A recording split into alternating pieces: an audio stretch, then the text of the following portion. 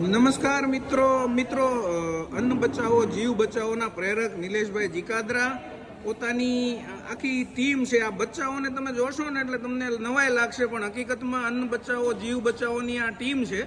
અને આ સાઈડ જે આ ગર્લ્સ છે એ તો બધા એમના ભાણિયા ભાણકીઓ ભત્રીજાઓ છે, અને સામે જે બોયઝ બેઠા છે ને એ અન્ન બચાવો જીવ બચાવોની ટીમ છે. અને વારંવાર આપણા રેસ્ટોરન્ટની અંદર જમવા માટે આવતા હોય છે નિલેશભાઈ. પણ ખાસ પહેલાં તો હું એક વાત કહીશ કે આ લોકોએ સાર્થક કરી બતાવ્યું છે. આ બધાનું ભોજન પતી ગયું છે અને તમે બધાની પ્લેટ જોઈ શકો છો. એકદમ બધાએ પોતાનું ફૂડ ક્લીન કર્યું છે. આ જોઈને મને ખૂબ આનંદ થયો. અને નિલેશભાઈ, અન્ન બચાવોનું જે તમે આ અભિયાન ચલાવો છો, સમાજને થોડો અન્ન બચાવો વિશે સંદેશ આપો નિલેશભાઈ. શું કહેવા માંગો છો? ખરેખર સંદેશમાં તો એટલું ચોક્કસ કહીશ કે લોકો જાણે જ છે અન્નનો બગાડ ના કરવો જોઈએ, પણ ખબર નહીં કેમ જમવા બેસે ત્યારે આ વસ્તુ ભૂલાઈ જાય છે. અને હું એટલું ચોક્કસ કહી કે ભારત જ્યારે ખેતી પ્રધાન દેશ હોય અને આપણે જય કિસાન ને જય જવાનના નારા લગાવતા હોય, તો ખરેખર આપણે જય કિસાનના નારાને સાર્થક કરવો હોય તો એટલીસ્ટ ખેડૂતોએ, જે આપણા ખેડૂતોએ સખત પરિશ્રમ કરીને જે અનાજ ઉગાડેલું છે એનું અપમાન ન થઈ રહ્યા, આપણી એક નૈતિક ફરજ છે. તો એના ભાગરૂપે હું આપ સૌ દર્શક મિત્રોને અને બ્રિટિશ ફૂડ્સના તમામ એ ગ્રાહકોને એટલો મેસેજ આપીશ કે અન્નનો બગાડ ના થાય એ બાબતે ખાસ જાગૃતિ કેળવે.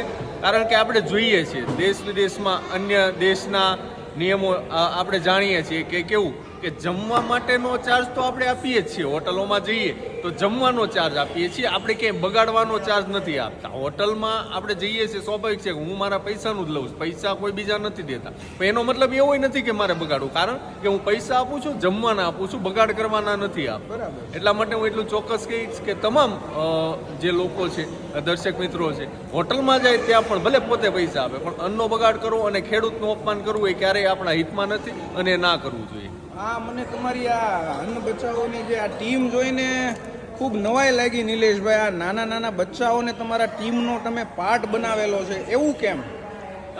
એકચ્યુઅલી આ એવું છે કે અમારી જે ટીમ છે અન્ન બચાવો જીવ બચાવો, આ બાળક છે ને એ એક પ્રેરણાની મૂર્તિ બનાવી છે. જનરલી કેવું કે અમારે જે રસોડા ચાલતા હોય, સમૂહ લગ્ન હોય, સ્નેહ મિલન હોય, ભોજન સમારંભ હોય, ત્યાં આ બાળકો પ્લે કાર્ડ્સ લઈને અલગ અલગ મેસેજ આપતા પ્લે કાર્ડ્સ લઈને ઊભા રહે છે, જેનાથી લોકોમાં અન્નનો બગાડ ના થાય એ માટેની જાગૃતિ આવે. મેં તમને પહેલાં કીધું એમ ખબર બધાને છે કે જમવાનું બગાડ ના કરવું જોઈએ, પણ થાય છે કેવું પેલી થાળી હાથમાં આવે ને ત્યારે યાદ નથી આવતું. ત્યારે અમારે બાળકોની ટીમ એક મેસેજ આપે છે કે જેટલું જોઈએ એટલું લો, અથવા તો લીધું છે એ રસોઈયા કે પીરસનારની ભૂલ કાઢ્યા વગર એ ખેડૂતનું એક સન્માન જળવાઈ રહે એ માટે આ ફિનિશ કરી દો અને અન્નનો બગાડ ના કરો. અને આ એ ઉંમરની બાળકોની ટીમ છે સાહેબ. હું તમે આપણે ખૂબ સારી વાત કહેવાય કે આ બાળકો આવી રીતે સમાજને બેનર લઈને બધી અલગ અલગ જગ્યાએ સંદેશ આપે છે ને આ ઉંમરે આ એક્ટિવિટી કરે છે. મને ખૂબ આનંદ થયો નિલેશભાઈ.